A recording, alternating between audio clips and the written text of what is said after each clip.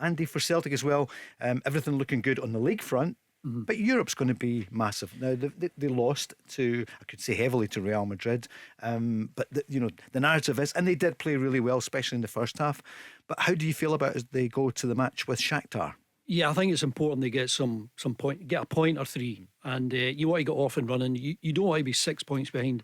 I'm assuming Real Madrid will win again tomorrow at home, and Celtic going away. I know the game is in Poland. It's in Warsaw against Shaktar, and they've had a terrific result, and you've got to respect them. I thought they might have been a bit weaker because so many players left because of the Russian invasion.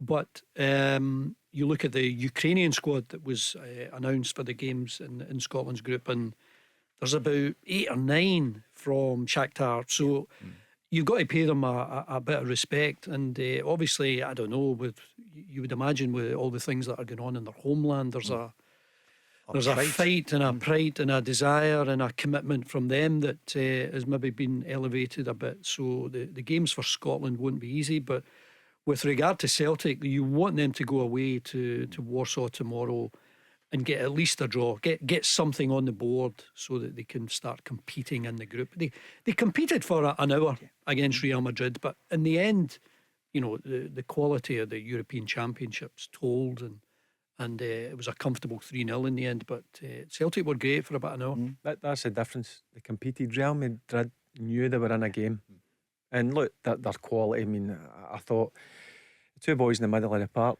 were just breathtaking at times. Modric, 37 years of age, just a quality operator. Cruz in the middle of the pitch as well. But at least Celtic competed.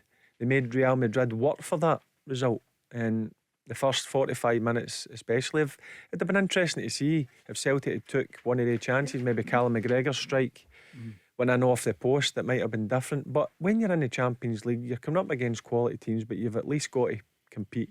And you've got to know they're in a game, Andy. The other interesting thing, Barry, was I was looking at the stats today about Leipzig and Shakhtar had about 35% possession, and they scored 4 goals. Wow. And won comfortably away from home.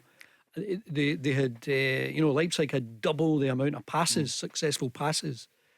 So I don't think you should be embarrassed at times by just maybe sitting deep, not having as much of the ball. As long as you're organised, disciplined, and obviously they scored goals on the break. I saw the goals going in. I watched the highlights.